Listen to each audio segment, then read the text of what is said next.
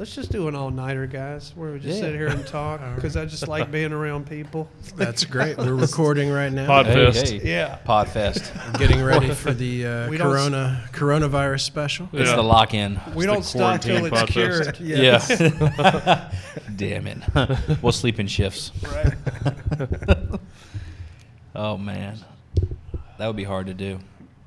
Fuck yeah, it'd be hard to do, but it'd be a pretty neat thing to pull off. To pick up some bad habits to do that. Yeah. Let's wait till maybe like a week. Let's start it like towards closer to the end. When we think the end is near, the end of the coronavirus, that is.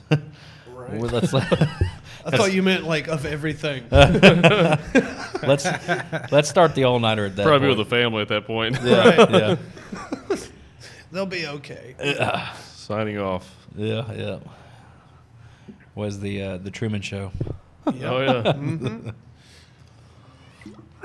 Oh, yeah. Yeah, so obviously, coronavirus is, I think, as recent as, 2 or 3 weeks ago, I think everybody in America was pretty much, if they were aware of it, they were joking about it. They weren't really taking it seriously. And I think over the last, 7 days, 10 days, 7 days, I feel like it's definitely changed. The last 2 or 3 days definitely changed.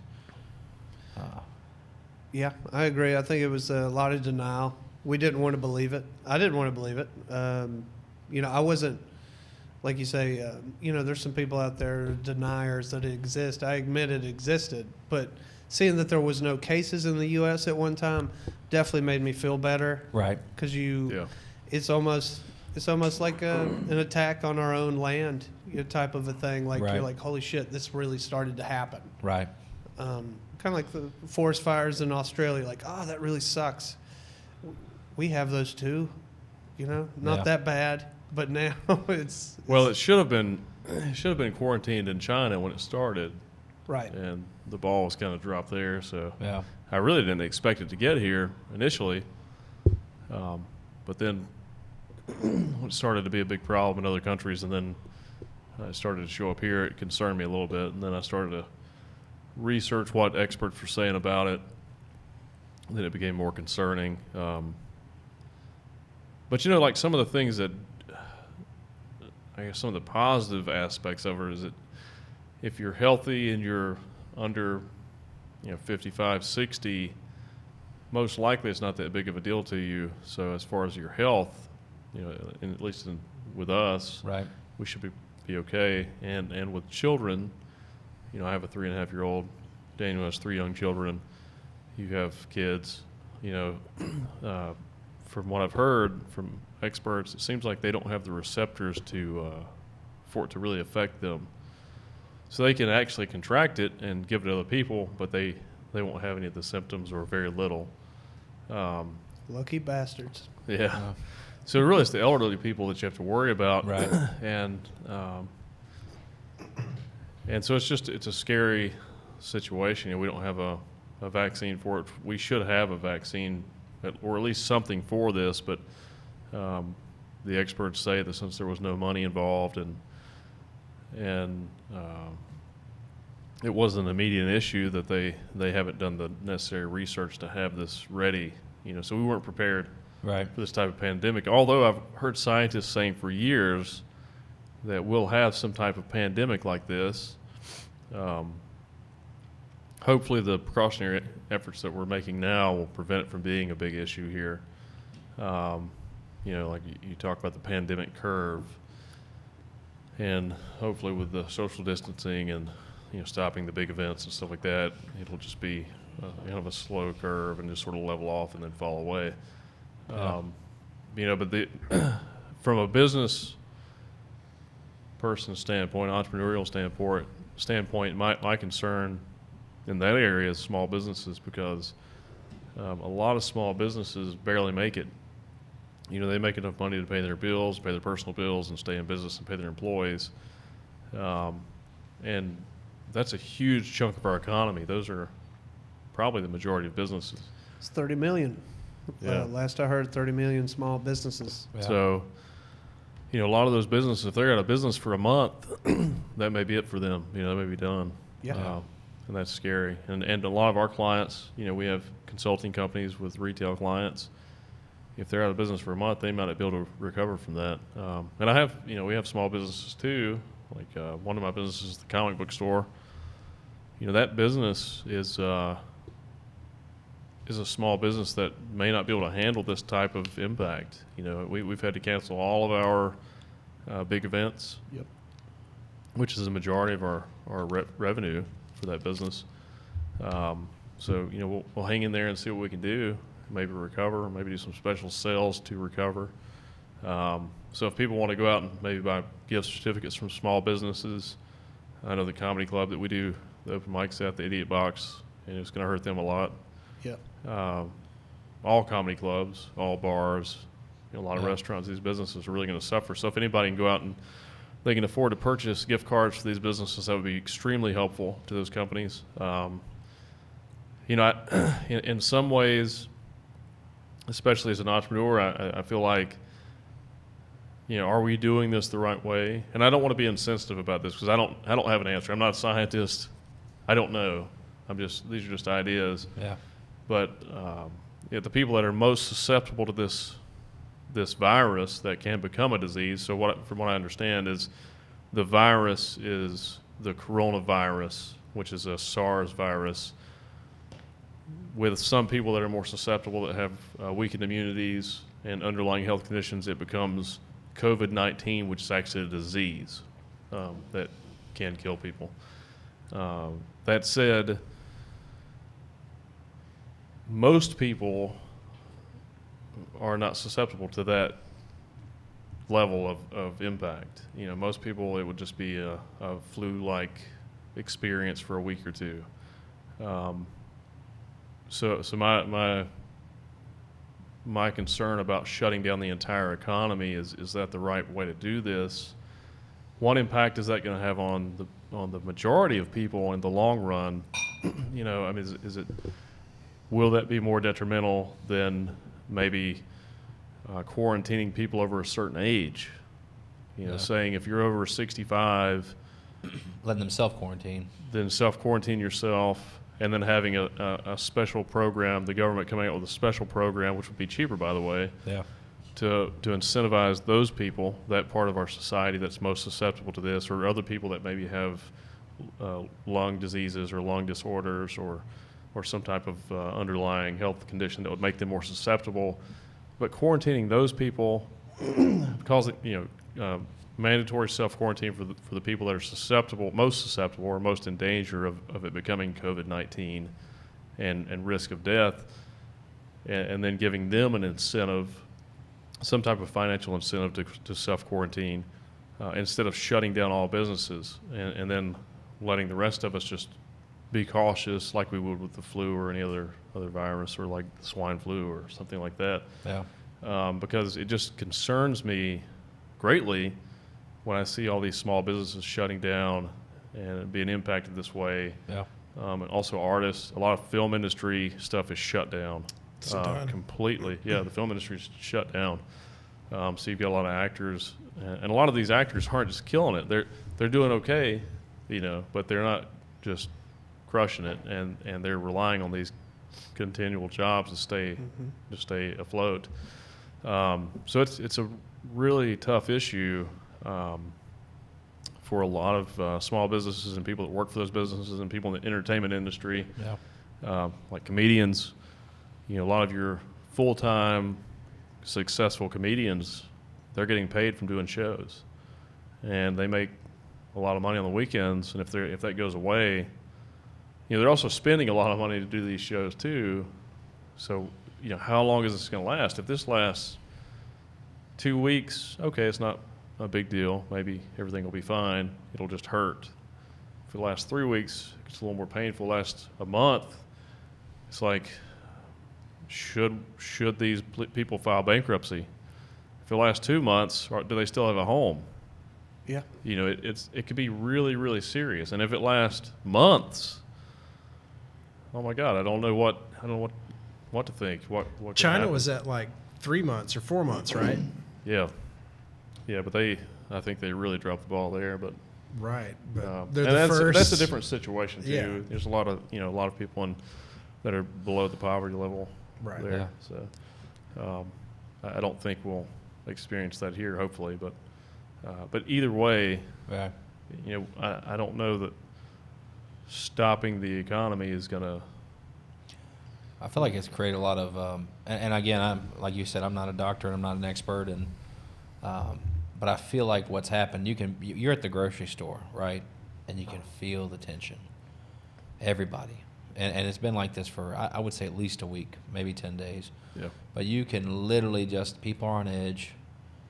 There's been fights. There's been higher incidents of crime. Like, people are really panicking, and right now it's laughable that it's about toilet paper. But it started with toilet paper, right? And it was a joke to everybody. But if you look, like meat's running out. If you look at a lot of businesses are closing, a lot of places that people go, and this is creating fear. We should have been toilet paper manufacturers. Yeah, should have. And delivery businesses. Yeah, yeah. And I will say one thing. I've got a neighbor that's a grocer, which basically his version, what he says is he supplies major chains with groceries essentially, and also like gas stations and C-stores. And he said what essentially happened is that our initial inventory, which was based on these common projections of, hey, what they make, they produce what's going to be consumed within a certain period of time. So what's going on is our production levels were at the rate they should have been, bar the crisis, bar what's going on, bar Corona, and then this increase in demand, everybody hoarded and wiped everything out, right? Yeah. And what's actually going on is they're trying to ramp up production, and they've been aggressively ramping up production. You got companies like Amazon that are they've hired, I think the number was 100,000 people. They've given temporary raises of $2 an hour. There are a lot of companies that are increasing production to try and fill the demand. And so one of the things that this neighbor was telling me was that he felt like there was going to be new shipments across the United States over the next 24 to 72 hours, but he was fearful that what would probably happen is that they would wipe it out again. Right. Because Same everybody, thing. they're panic buying. Yeah. And he said that, next week the production that's supposed to go out is supposed to be, 2 to 4 times what an average production would have been bar this. And so, at some point, hopefully, we stop running out of, things people need to survive. Yeah. Right? Or that they feel everyone's stocked up. Yeah, everybody's stocked up. Everybody stops overbuying, and we end up in a situation. And then nobody buys toilet paper for a year. Yeah. Yeah, because they don't have to. Yeah. They So won't need it. start donating, I guess. But I really wonder. We talk about this, but I wonder about if they don't do something, that fear that's causing people to be on edge. I feel like it's really close to it could be something negative. So I hope it doesn't go that way. I hope people can, pull together and strengthen each other and stay positive and get through this. And, I don't know. It makes me worried too. I've got a lot of employees that are, we pay our people really well. We also have created a bonus program and incentive program to help with all of our staff across all of our companies. But it's not enough, but it's something. But a lot of them are worried. They live, like most of America, I think, they live paycheck to paycheck. And so if they miss a paycheck or miss 2 or miss 3, things are going to get detrimental, and that has a domino effect across the industry. Yep. A lot of our clients too have retail businesses, so there's a big chance that all non-essential businesses will be closed. Yeah. If that happens, then that creates a tremendous economic problem in society, and I don't know if that's non-recoverable, then you have a lot of people that are unemployed. You have a lot of businesses that are gone. That's when you could see some really problems in society when you have a lot of people that can't meet their needs. Yeah. That's kind of scary. Yeah. No, it's extremely scary. And you're talking about people you employ. Luckily enough, I don't have to employ anybody per se, but creating shows and comics asking, can we do this? Are we going to be able to do the show? And I know very well, damn good well, that we probably won't. Right. Just to call it safe. The next projected show I had for the next month, as far as like the latest or earliest of the next month, was the 4th of April. It's gone. You know, and then The next one, which would be the 11th, maybe not. We don't know. Yeah, and it's not that anybody's going to make a fortune off a comedy show. It's what we do. Well, here's another thing too. We had discussed this in our first podcast about raising the floor. Yeah. If the floor were raised in our society where everyone had their basic needs met, where your housing, your food, your medical, your education, all those things were met, this wouldn't even be an issue. Right. This would be fine. People would just take a vacation. Right. And then go back to normal.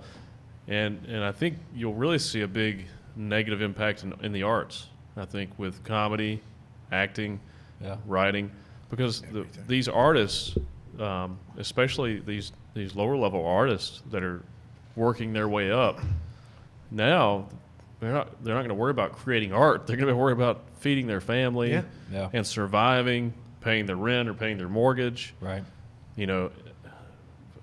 Filing bankruptcy, losing their houses, losing their apartments, not being homeless and not starving. That's the issue they're facing now, or may be facing. Hopefully not. Hopefully this thing will just pass through in 2 weeks, and not be a big lucky. deal. If we're lucky, yeah. And I mean, no fear mongering here, anything like that. No, just being people, real. Yeah. Project of 60 to 90 days, right? Which is an eternity. Yeah. For anybody who's wanting to work and wanting to get a paycheck, just the idea of if you're on a projected path of something, like you said, artisan, like you're working, you're crafting, and you can't craft. Holy shit. What the hell are you going to do with your extra time? Yeah. And you also know, as an artist, it's really hard and it's very difficult when you're full of anxiety and you're really stressed out about things to create art. To sit down and write for a couple hours when you're thinking about all these difficult issues and all this anxiety and all these problems that are just consuming you, you can't be creative. No, not like you would. Not like you were, because the world around you is in a certain type of chaotic mode right now, and also trying to be, unique in your own way. I'm not talking about the whole like, hey, Corona, that's why I drank Modelo. That not that. Like, please, God, the next person that says that, I hope they chop their head off. Like, that is the dumbest shit.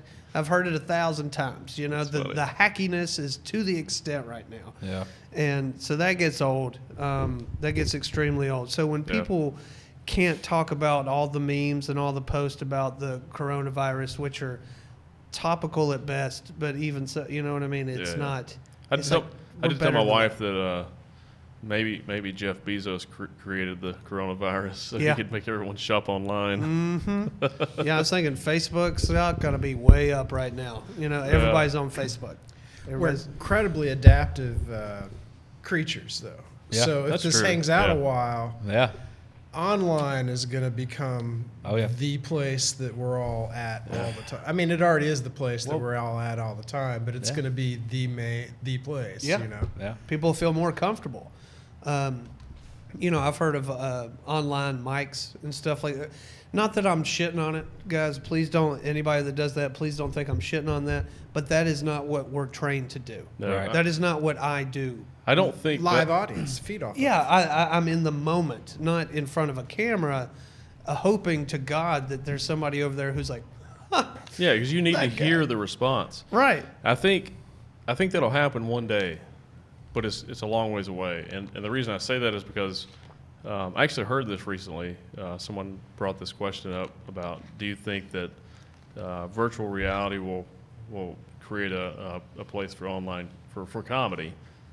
And I think eventually, once virtual reality is so real that it's almost indiscernible from reality, yes, it'll create amazing opportunities for stand-up comedy. Because when you can be in a virtual world and have a virtual audience that you can actually see, those are real, they're avatars of real people, but they look like real people in this theater or whatever. And you're on a stage that looks and feels like a real stage, and you're performing, then that's a real comedy show. And you can hear them laugh, and it's all instant, and it seems real. Then it's real, because reality is what we perceive.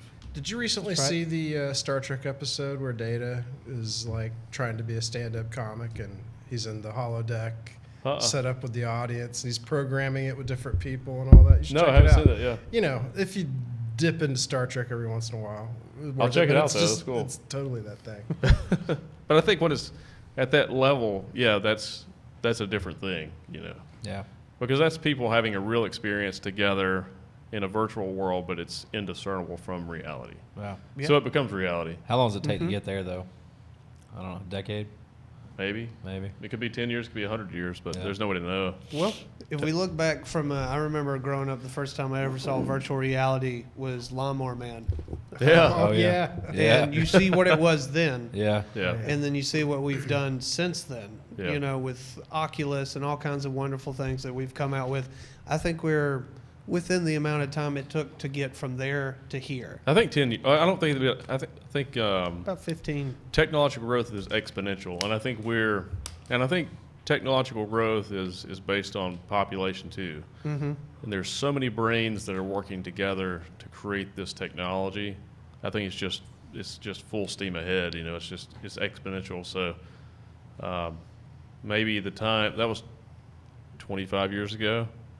So I think in 10 years, we may be just completely blown away by what exists. Yeah, we should be there. It may be in our mind, you know, through companies like Neuralink, where they actually put a chip in your brain and put 1,000 leads and allow you to interact with the technology. I think something like that could allow us to almost telepathically interact with each other and be completely connected to the internet and be in those situations. And maybe, I mean, most likely at one point you'll be able to be in a situation where we could be having this podcast and it would seem like we're really in this room, but we're actually all in our houses. Right. Yeah.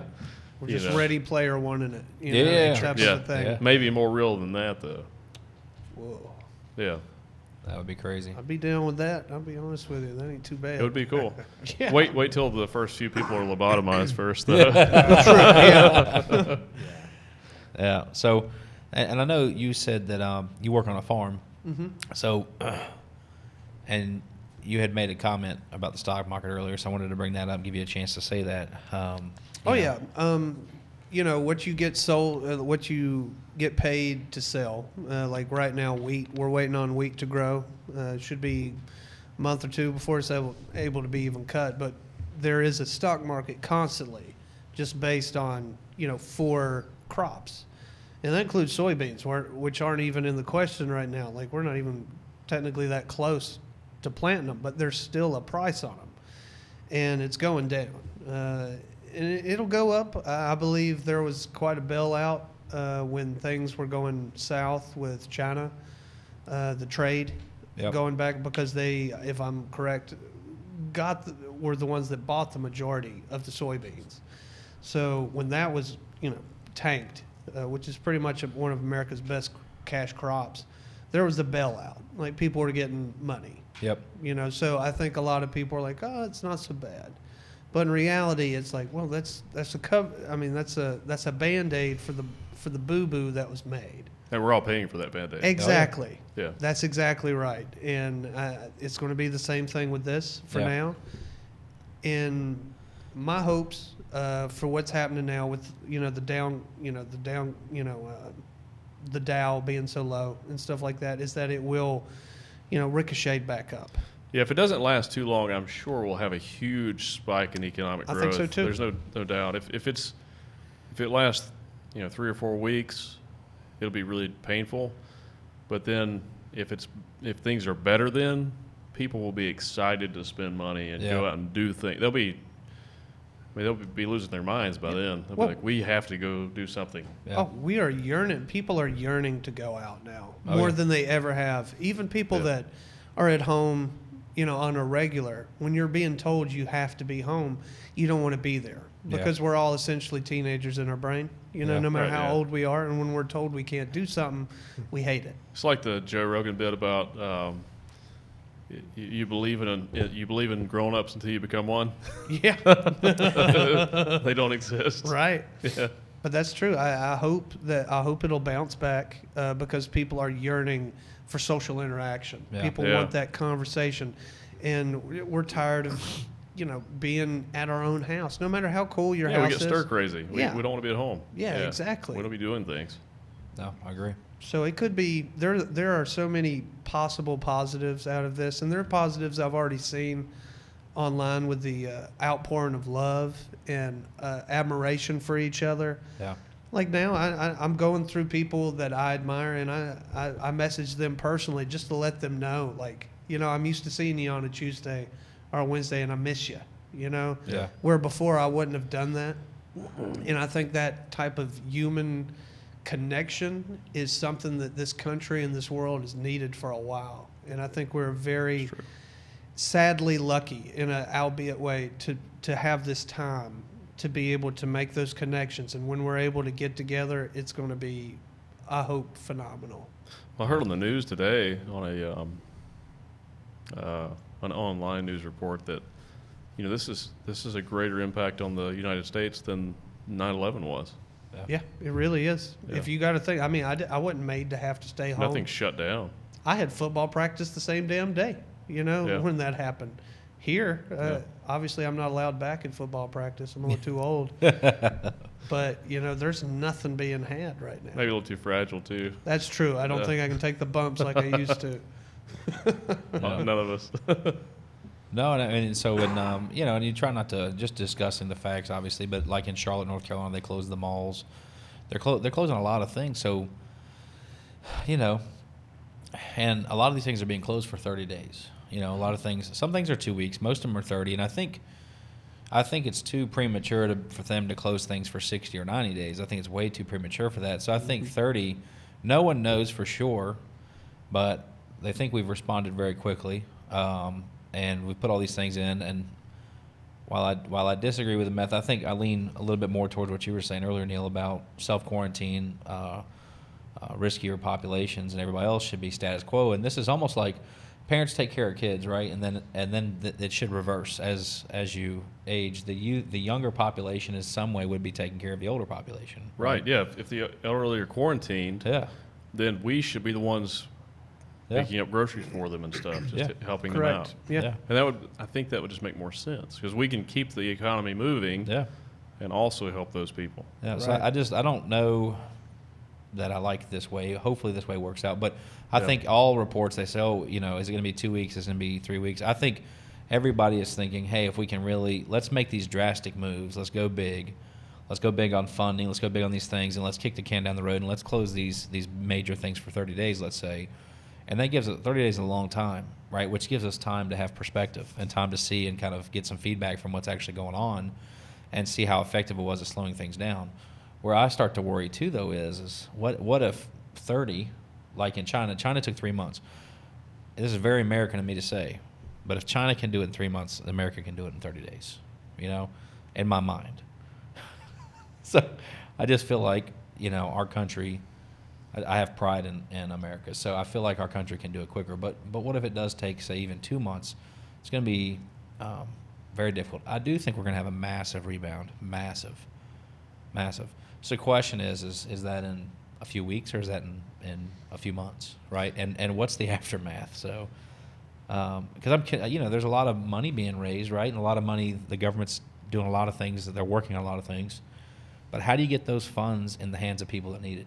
Right. And I'm not me necessarily. Obviously, we've got a business, and we've got this will affect me drastically as well. Mm. But there are a lot of people that it's going to affect before it starts to affect me negatively. Right. They're going to feel it. They're feeling it today. They're feeling already. it. They're already there, and that's what I'm worried about. Is those people, everyday Americans.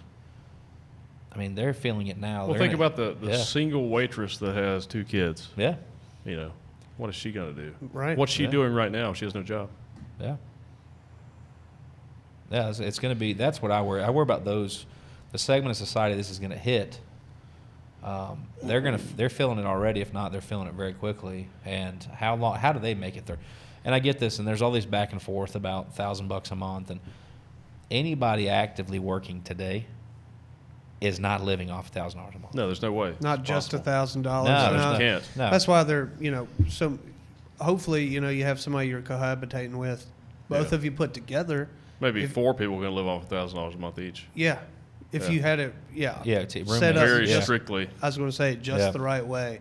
Yeah. But the string is definitely being pulled. Oh yeah. Listen, people are allowed. I'm not a conspiracy theorist guy. I'm not. But there is corruption. Oh yeah.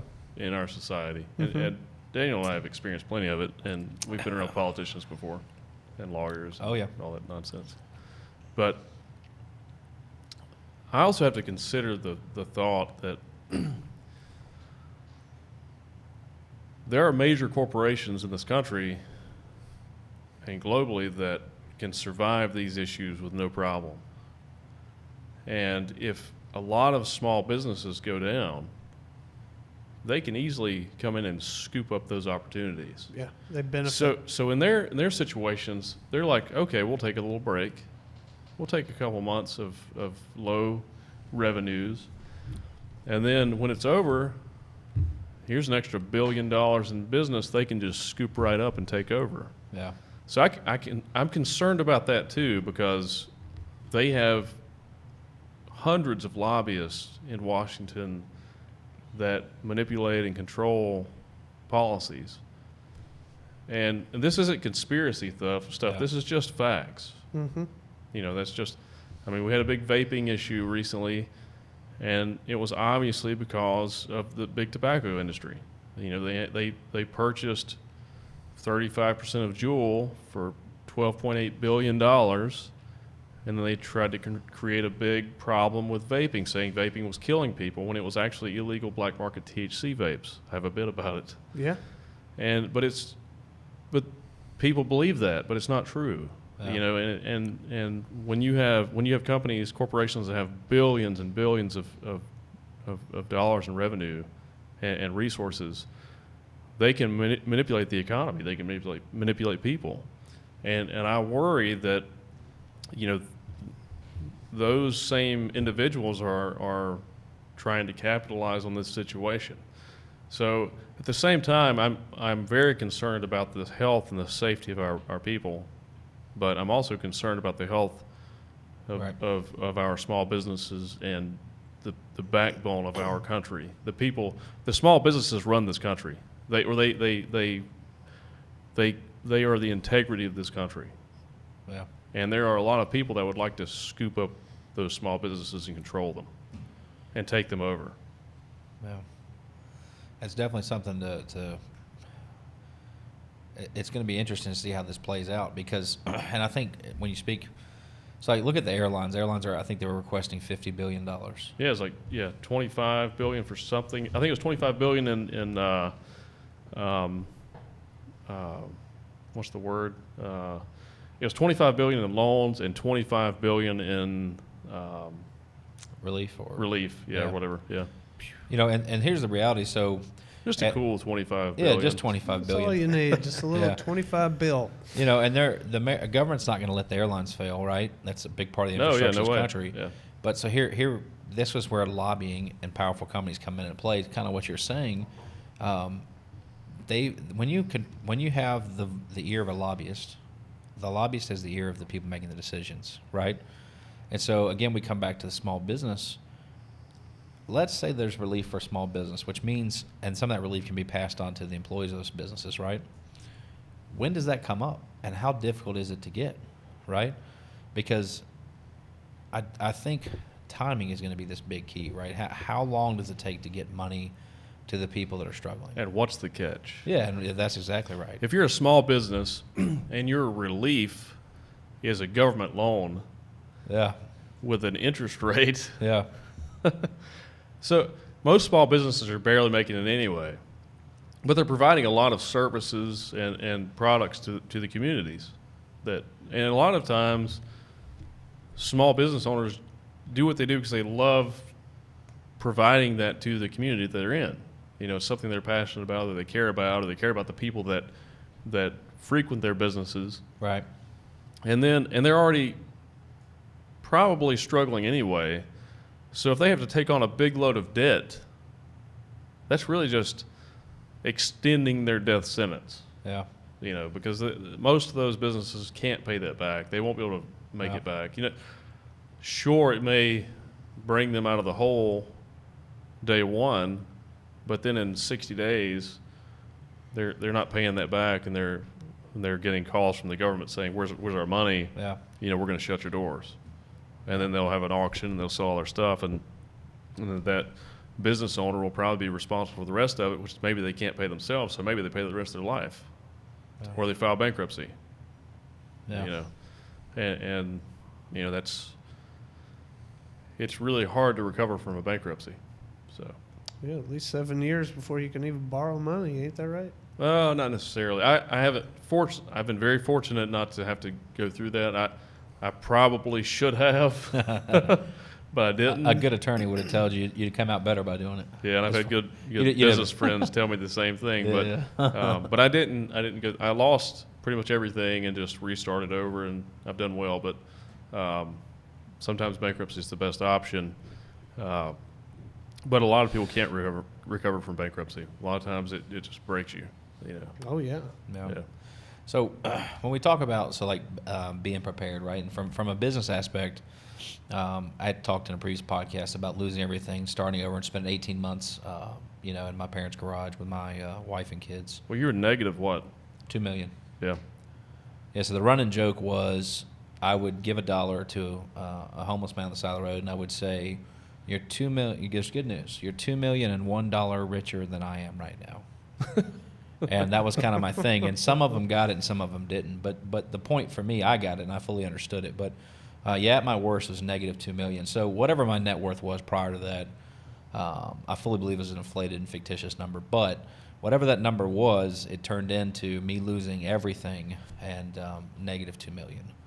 So that was a hole. That was a big thing to come up from. So, I had this experience in my life, which just a week ago, 2 weeks ago, approximately, I'm thankful for that experience. And I'm going to say again today, I'm thankful for that experience because I'm prepared today, right, better today to go to survive this and make it through this because of that previous life experience, right? So I'm okay for a period. My family's okay, and staff's okay, and we've lived our lives. But so when we talk about preparedness, so what makes me wonder here is, how do you plan? How does the everyday American plan for this? How do businesses plan for this? How do you plan for something like this when, in at least the history of America I can remember, nothing like this has happened? And I think there was something similar to this. You've had financial market crashes, right? And we know how to prepare for those, right? Actually, really wealthy individuals and businesses look for those as opportunities, right? Well, 2008 was the worst thing that happened since the Great Recession. Yeah. Or Great Depression, rather. And this is worse than that. It's worse than it's not worse than 2008 yet. It will be. It could be. Yeah. It's on its way. Yeah. To being up there at it. And so if this surpasses that, but then the other side of it though is even though in 2008 it was terrible, but in 2008 you didn't have everybody stop earning an income. That's true. Yeah. So we did good in 2008. Yeah. Yeah. I mean, it's just one of those things. But I just wonder, how do you prepare for this, and how does the government how do they move quickly so that they can deploy the resources needed to everyday people, so that everything, because here's the reality is, if you're a tenant and you rent somewhere and you don't have the money, you're not going to, and if you have to choose between feeding your kids or yourself and paying your rent, you're going to feed your family. And you're not going to pay your rent, yeah. right? And then the guy or the lady that owns that property has a mortgage, most likely, a note against the property, and if they stop receiving income, they got to figure out how to pay the note or not pay it. And we start this cycle of, it starts with a tenant or an individual that can't pay something, and it trickles up. And you're going to start to affect, and I don't think people that own one or two or three or a dozen things, they are not financially stable enough. You have maybe companies that own thousands of things, right? They can last a little longer, millions of things, right? Yeah. And then also those companies that are that large are going to have the ear of politicians against. I think they're going to get relief, kind of like the airline's asking. The largest apartment complex companies in America are going to get relief, I believe, faster than your mom and pop landlord that has a house in down the road. You know, so it's just going to be a really interesting thing to see how this plays out. And I'm hoping for 2 weeks to 30 days. I wonder. Yeah, that'd be awesome. Yeah, I wonder, can we make that happen? And who knows? If everybody does what we're supposed to do, the social distancing, smaller gatherings of people, actually no gatherings of people, if we just chill the fuck out for just a little while, and everybody does it, it'll have to work. And if old people just stay home. Yeah. They are anyway. We love you guys, but stay home. Yeah. Don't give out. Yeah, all the old just call viewers, us and we'll bring you stuff. That's exactly right. Yeah, I'll happily bring your shit. Right. Yeah, I'll drop it off on the front porch. We'll Lysol it. We'll spray it down. Leave it out there for 15 minutes, whatever. Come out and get it after I'm gone. No delivery charge. Yeah, free delivery. Might even buy it for you. Yeah. Right. But how do you? So my mother-in-law's hitting me up like crazy. Like, I don't have any. And I talked to her 2 days ago. I was like, you got? I'm good. Right? She's calling me like crazy all day today. And I doubt she'll ever watch this, but if she does, a little medicine for you. But she says, I'm out of everything. I'm like, from 2 days ago? Like, what do you mean you're out of it? You told me yesterday you were good. You had everything you needed. She said, I don't have toilet paper. I don't have nothing. I got no Depends. I got nothing. I'm like, so now I'm sitting here going, all right, so I got to go find her some stuff. But I'll gladly go do it, right? She's 72. She shouldn't be out. She shouldn't be dealing with this stuff, right? But, this brings me back to that thing, though. I feel like the social gatherings, it's that thing. Like, I think that can work. But is this like chicken pox? Like, should we just purposely get in? Like, when you're a kid, like, if somebody I felt like when I was a kid, if somebody had chicken pox, my mom wanted to take me over there so I'd get chicken pox. Yep. Well, because it's safer to get it when you're younger. Well, the problem is chicken pox doesn't kill this many people. That's the problem. But it doesn't kill as many children. But if you get chicken pox as an adult, it's very deadly. Yeah. Well, that's true. Yeah, I've heard that. That's why they want you to get it when you're young. Exactly. Well, now there's a chicken pox vaccine, though, so it's not a problem. No, true. But I'm just saying, is this like chicken pox? Should we just allow status quo for everybody that's not as high a risk? This issue is where people 20 years from now or 30 years from now will look back and say, wow, we've got it made, because they'll have quantum technology at that point where they can take a disease like this or a virus like this, run it through a bunch of simulations and create a vaccine just in a simulation in a day. Yeah. And say, oh, okay, this is the vaccine that destroys this virus. Yeah. And then it's just instant vaccination. Yeah. And these things won't be a problem. Yeah. Well, how about in the meantime, we get some government grants for companies that create vaccines. I'm sure that exists. Do you think? Yeah, most science is funded by grants anyway. Yeah, I just wonder why. Well, then why don't we have a cure for this? Because the thing. Well, they have some. There are some companies that are making a lot of progress, but they still have to go through trials. Yeah. They have to go through animal trials and then human trials. It'll take a year. At least a year. Yeah. I mean, we would be really lucky if it was 6 to 8 months before we had a vaccination, but at least a year. And this has happened before. From my understanding, this has happened before. This is a SARS virus.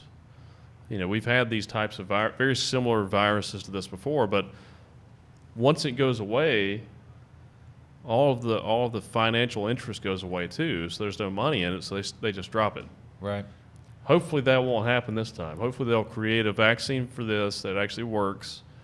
And then when this comes back around, even if it's a modified version, it'll be easy to have a vaccination for it. Right. Or a vaccine for it. But we'll see.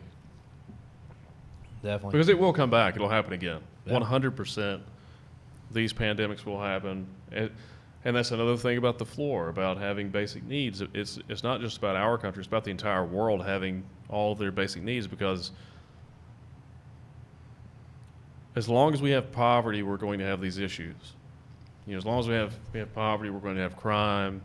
And you'll have crime anyway, but it'll be more obscure. It'll be random, strange anomalies that happen just because certain people's brains are wired the wrong way. But a lot of most crime is caused by lack of resources, because people stealing or hurting people because they don't have any opportunities.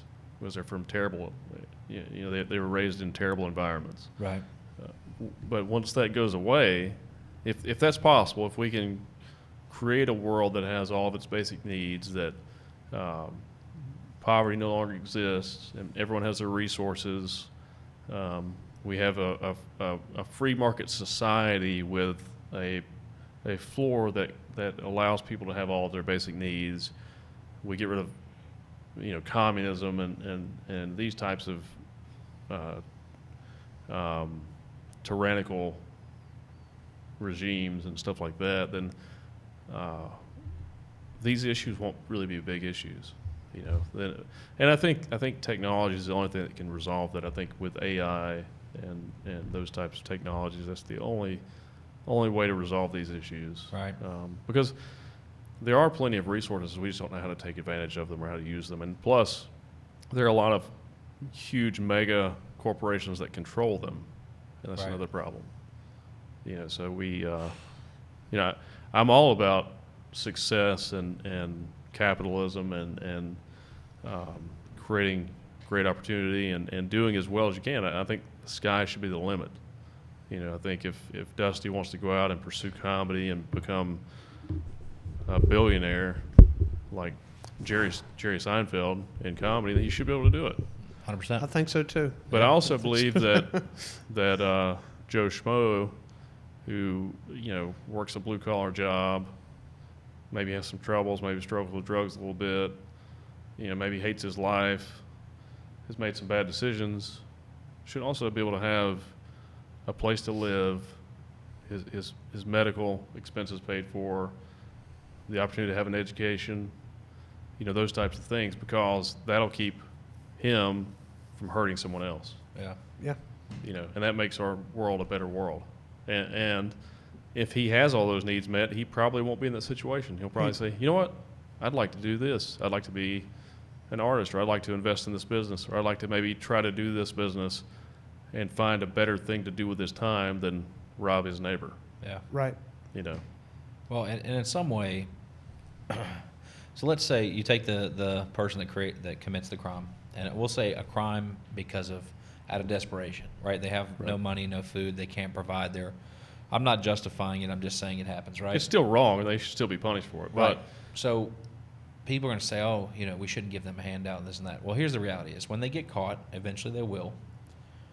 They're going to get prosecuted, which is an expense. Our judicial system and our criminal justice system is an expense to American taxpayers, period.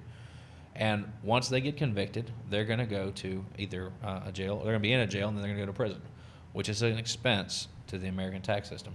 We're going to pay for it one way or another, and right now we're paying through it through the criminal justice system and criminal justice reform, whereas I feel like it would be less expensive to provide that opportunity and to provide a floor and prevent the crime, and definitely a lot less gut-wrenching, heart-wrenching for those families that are affected by that crime.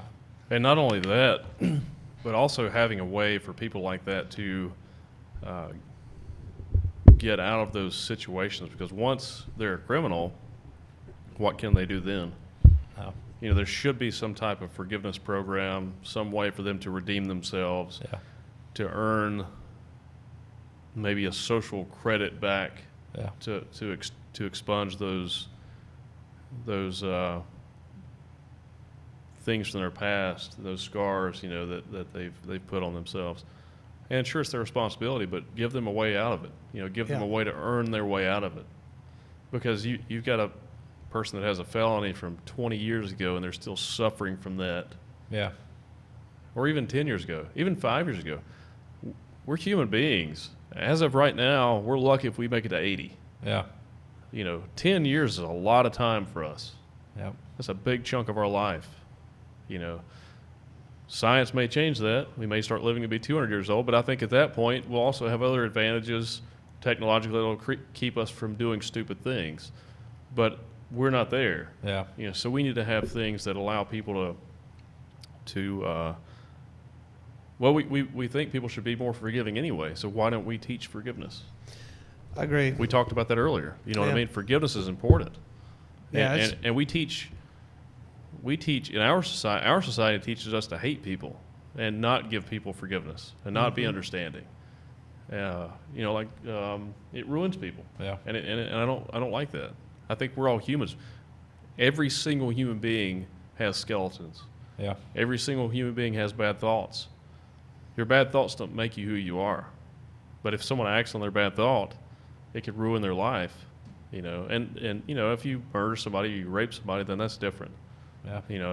I think science eventually will resolve that too, but now that person needs to be removed from society forever. But there are a lot of things that can be forgiven and people can make up for. Yeah. Yeah.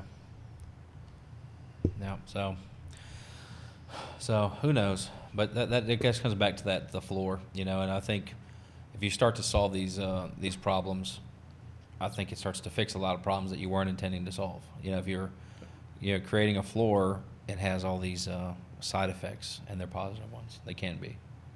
Yeah. So, and I grew up in, I'm not going to say his name, but his mother, he went down a different path and still struggles, goes down that path. And she said, the government's going to step in and help, or he's just going to go out and take what he needs. One way or another, he's going to survive. She was talking about her son. And I'll give it to him. He's a survivor. He'll take what he needs, and he doesn't take more than what he needs, but he'll take enough to get through the days or the week.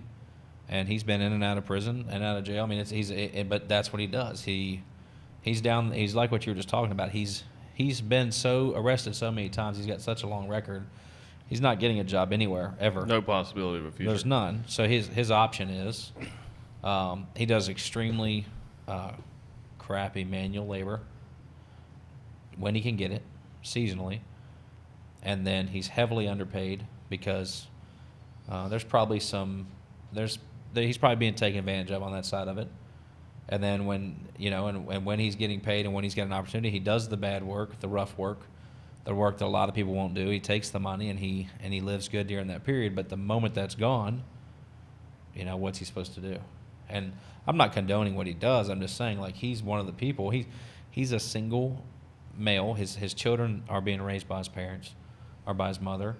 But so he's not getting any. There's no help for him, right? As basically he's a single male. He has no support system, and the government's not stepping up to help single males. There's nothing there for him. So his option is, in his mind, is commit crime, and his side effect to that is he gets a roof over his head and food in his belly, because if he gets arrested, he's safe. He feels safe in prison now. He's fed and he's clothed, and he doesn't have to worry about the things he has to worry about when he's living on the street.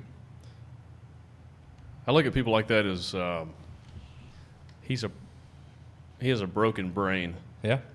And I'm really into science and technology, and I read a lot of stuff about science, and I follow a lot of scientists and a lot of physicists and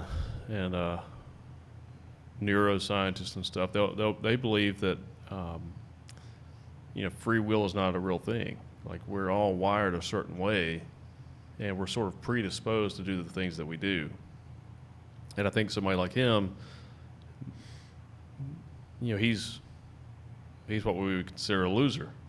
He makes bad decisions. He's drawn to those bad decisions. Oh yeah. But he's sort of predisposed to be that way. I don't think he can necessarily help that. Yeah. You say, well, he shouldn't be that way. Well, maybe he can't help but be that way. But you also say, well, what if all of his basic needs were met? Yeah. He may just be a guy that would just sit at home and play video games all day and not be productive, but he wouldn't be out robbing people. Yeah. And that's how I look at that situation. And I think maybe one day through things like CRISPR, where they can edit people's genes and stuff, they may be able to correct those genes that cause him to be that way, and maybe he wouldn't be that way at all. Right. Maybe he would look at himself and say, wow, I can't believe that was me. Right. But today, just having an ability to meet all of those needs at least would prevent him from being a problem to other people. Yeah. But with our system today, he's just going to continue to stay in that cycle and be a problem.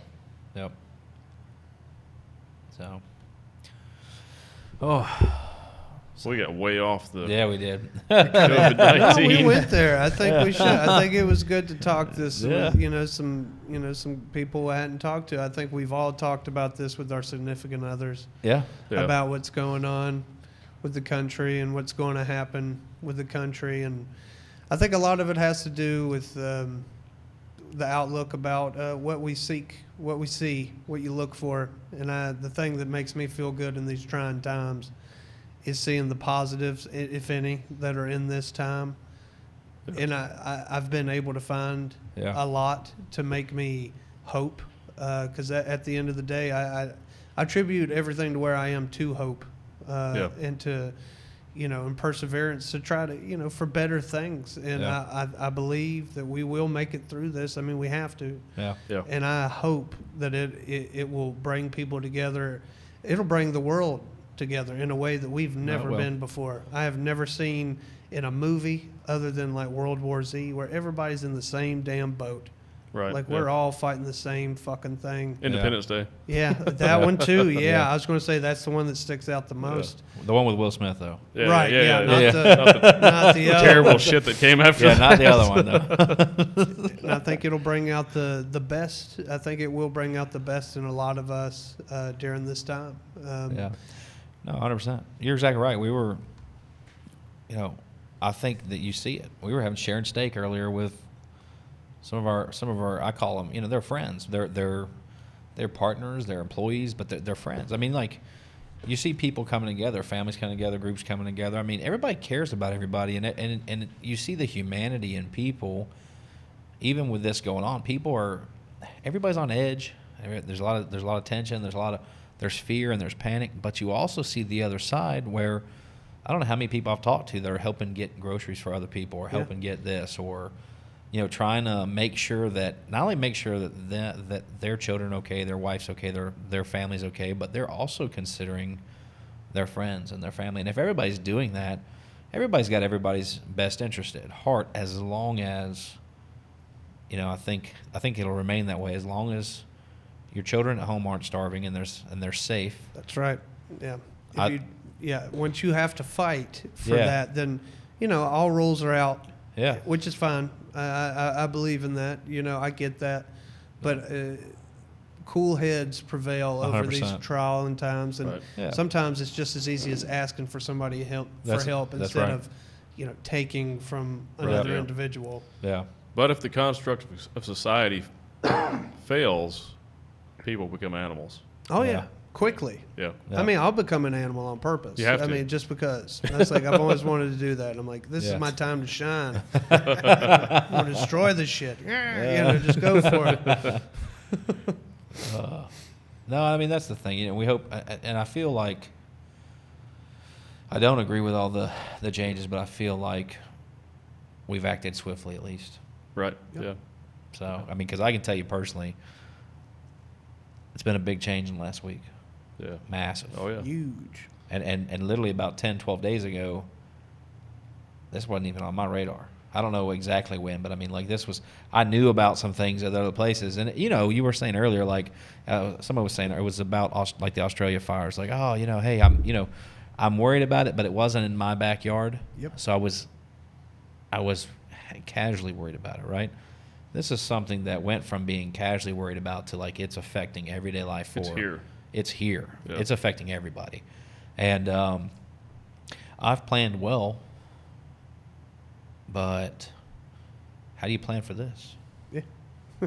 You know? It's unprecedented for especially our generation or anybody who's alive generation. There have been things somewhat close, but not to this extent. And I don't think if you had a foolproof plan, you're the one who made this happen. Like, there's no way, you wanted this to happen. You're the kind of person. Yeah. So everybody else, I think, if you're lucky enough to have something to fall back on, that's phenomenal. Right. A lot of us don't. Yeah. And it's a trying time, and that's why I go back to people helping each other. That's where that really comes into play. No, 100%. And it's a sad, beautiful thing at the same time. Yeah. Well, and I think some of the positives, you're talking about finding positives. This doesn't affect livestock. This doesn't affect crops. Now, the stock market may crash, so maybe we go back to a barter system and we just take the stock market out of it. Right. Maybe I'm coming to you directly and I'm trading you, we're bartering, whatever the exchange of goods is, but maybe I'm just getting my cow meat directly from you or my grain or whatever. Maybe we let's hope it doesn't get to that point. Hope not. Yeah, I hope don't not. either. Jeez Louise. A lot of work. But we can't don't weigh out grams like I used to. You're just supposed to eyeball that shit. Right, yeah. I think that's about right. But yeah, livestock, stuff like that, chicken houses. We don't have a paper shortage here in America, right? Like, I get the toilet paper crisis, right? I don't get it, but I understand how we are where we are, but I don't understand it. This coronavirus does not cause diarrhea. And what's funny is, there's plenty of canned foods. Yeah, there's tons of canned food, yeah. You'd think that would be out of stock. Yeah. The first thing, so it'd last a while. You can use leaves. Right? Yeah, 100%. But you can't eat Weren't the you leaves. you were. I was a Boy Scout for a very small period. Weren't you a Boy Scout? I was raised in the country. You were raised in the country. I was raised. Listen, I've shit in the woods many times. Listen, when I was growing up, I know how to do it. I'm good. I don't like it. I'm fat. I'm overweight, as you can tell from this camera here.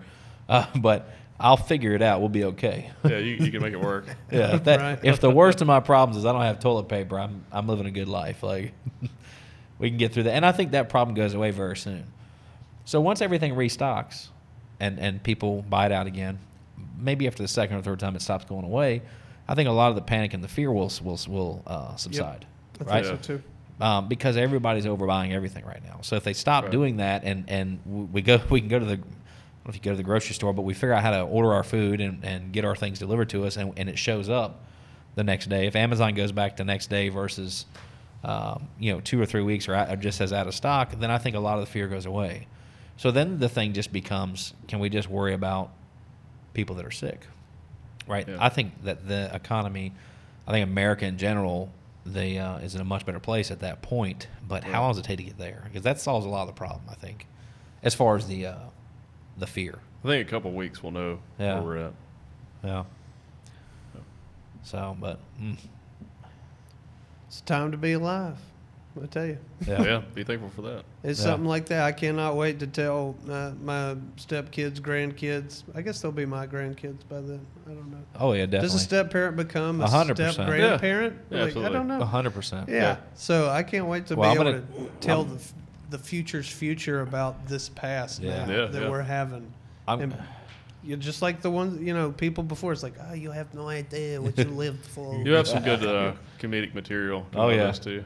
Yeah, probably. As far as, like with the staying at the house and stuff, Right. I'm definitely going to try to stay away from any Coronia type of stuff, material. For a while. Yeah. It's like making fun of, somebody before they become president, and then once they become president, it's like, this is worn its course, let's let this pass. Yeah. And I think, to go backwards a little bit, the type of parent you are to your stepchild determines whether or not you get to be a grandparent. Well, that's right. Yeah. I don't think that a child being born through your DNA is the deciding factor of whether you're a parent or not. Right? I think it's solely the way that you act and the relationship that you build. And then the good news is if you mess it up with your stepchild, but you keep it somewhat, and you have a relationship with a grandchild, maybe that's your time to shine, right? Right. But that's the thing about it. Like, I know a lot of people that were sperm donors that are not. I don't think that they should be called a father. Yeah. And I'll say that in my book. I'll say, but they definitely contributed to the process, but they're not a father, right? But I think it's all in that relationship you make. And I know you're a positive guy, and you said hopes. I mean, I think you're going to build that bond, and I think you'll be a great granddad. Oh, thanks, You're man. definitely going to you're going to be a funny one for sure. Fuck yeah. I know I'm funnier. I know I'm a damn lot funnier than her real dad. Damn. Good guy, kind of. But anyway, trying to have fun with him, almost play a game like none of this shit's happening. Yeah. In a way, because she's at that age where it's like, you're old enough to worry. Yeah. And I don't want you to have to worry any more than you have to. That's so good. Me and her mom are kind of just playing this little game, like, It's not a obviously big deal. she knows what's going on, but Yeah. trying to totally tone it down, like, hey, I quit comedy for possibly 2 weeks to 2 years. Yeah. Let's see how this goes. Yeah. But it's been something else. That's a good point to talk about. How do you think the best thing? I mean, I've got a 3-year-old about to be 4, one that turned 7 in October, one that turned 9 in November. So for us, I think children should be children as long as they can be children. I think so too. And I felt like I grew up. My parents did an amazing job with the resources they had, and I was fed and a roof over my head and all those things. But I felt like I grew up a little faster than I want my children to. So I'm definitely trying to shelter them from it and have those conversations like, hey guys, we got extra break and we're learning at home and we're like literally all the goals that we had prior to this for my children and goals that they have made for themselves. We're still doing those things. We're just doing them at home now, right? And I think I got a big shout out to the schools, especially I think all the schools, but definitely the schools that my children are in and the schools that my nieces and nephews are in. They're with technology, man. They're doing schoolwork from home, they're deploying these mobile methods and these technology, and kids are having an interactive process. It's going to be a little different, but I'm definitely not talking about the things that we're talking about tonight to them. And, we're just saying, hey, we're taking a break, and I'm really avoiding it at the age range they're at. I'm avoiding having too serious of a conversation about it as far as the depth of what could happen, because my 3-year-old, 7-year-old, and my 9-year-old don't need to be worried about those things. No, it would not make your life nor their life any better to allow them to give into that.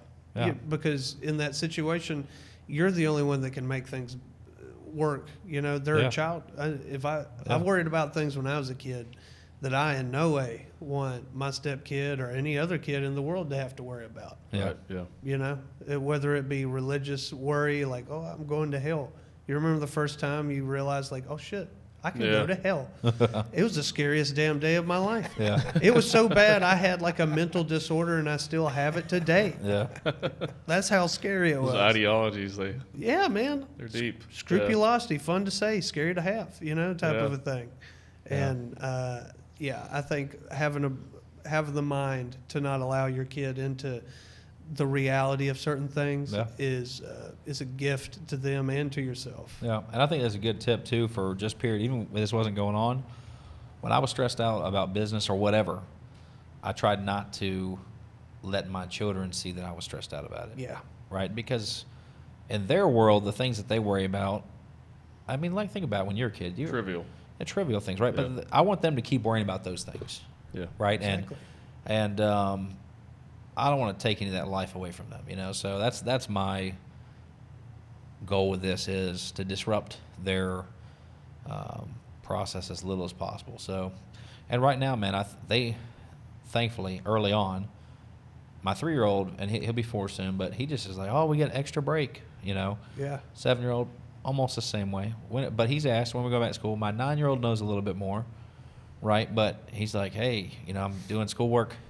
My 9-year-old said, if I can do my entire day's schoolwork in 3 hours, why am I at school for 8 hours? Yeah. And I'm like, it's a good question. It's a very good question, son. It's a very good question. But anyway, so big tip for everybody out there. I think, try not to let the stress of life affect your children too much. So. Yeah. Oh. Well, I think we covered a lot. Yeah, definitely. Yeah. Well, I appreciate you guys taking the time and going over this. I know this is a big topic for everybody out there, so yeah. And we definitely don't know any of the answers. We're just talking. Yeah, just ideas, just throwing stuff out there. Yeah. So, well, thanks for being a part of the bonus episode with us. Well, shoot, guys, thanks Dustin. for having me, man.